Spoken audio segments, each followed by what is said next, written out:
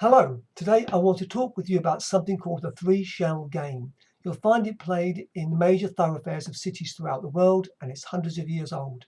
But the fact of the matter is, it's not a game at all. It's a swindle run by teams of con artists. In a moment, I'm going to pause the video, reposition the camera, and I'll show you how this particular scam works in the hope that you, at least, will never fall for it.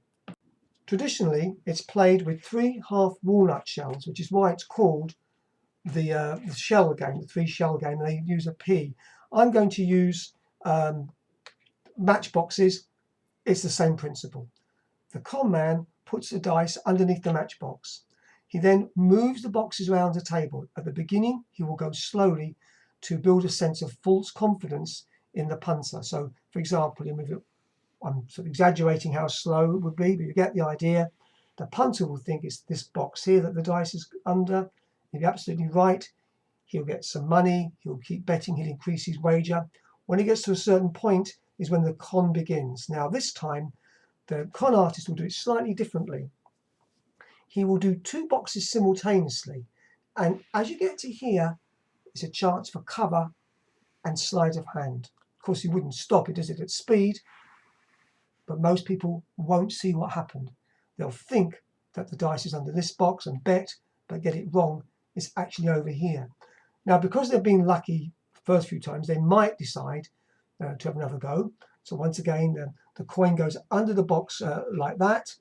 A slightly different sequence of changes, but the same principle of giving them the idea that they can do some sleight of hand.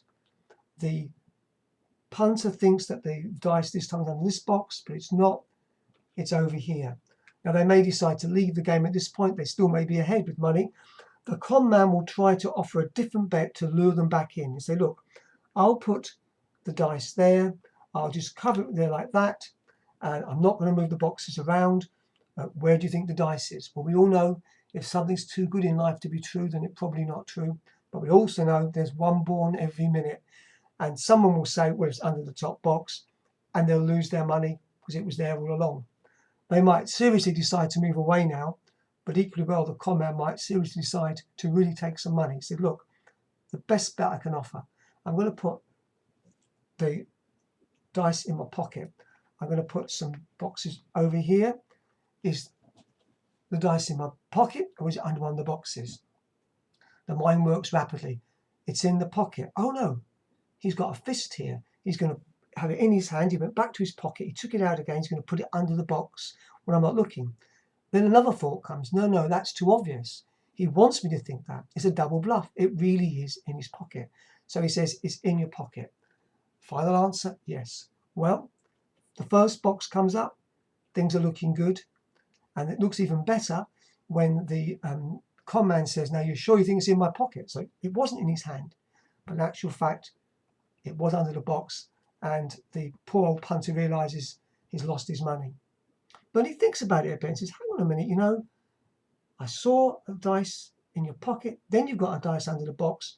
Maybe you're using more than one dice. And he says to him, he confronts him. He might say, look, it could be here, it could be here, it could be here. One of these boxes, I think you've got another dice. I think it's this one here. And he might come round to grab it, and then he's stopped. You look up, see two burly accomplices of the con man who say, maybe it's time you let somebody else have a go. And if he knows what's good for him, then he'll do that. But in all fairness to our sort of gullible punter, he was actually right. There was an extra dice under that box. And in fact, there was an extra dice under that box too, and even under that box. So he really had no chance of winning. And in fact, some con men, just to be really, really on the safe side, carry lots of extra dice. So there you go. Don't get involved in the three-shell game. You can't win. I hope you've enjoyed that. If you have, please like, share, add comments. I'd love to hear what you think of it.